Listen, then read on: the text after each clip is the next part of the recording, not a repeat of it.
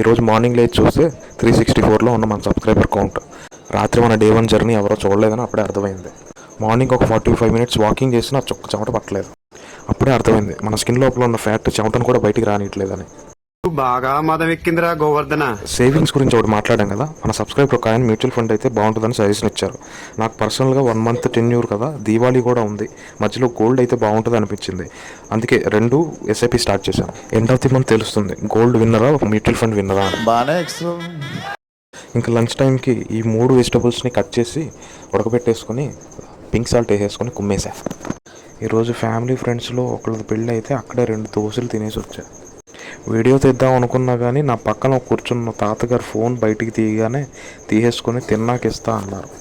ఆవేశాన్ని కంట్రోల్ చేసుకొని దోశలు తినేసి తాతగారిని లోపల తిట్టేసుకొని వచ్చేసా. ఇంకా మెయిన్ మ్యాటర్ ఈ పౌడర్ గురించి చెప్పాలి. సోపు, జీరా, వాము వీటిని లో ఫ్లేమ్ మీద కొంచెం ఫ్రై చేసుకొని దాన్ని పౌడర్ చేసుకోవాలి. దానిలో లైట్గా బ్లాక్ సాల్ట్ యాడ్ చేసుకొని స్టోర్ చేసుకోవచ్చు.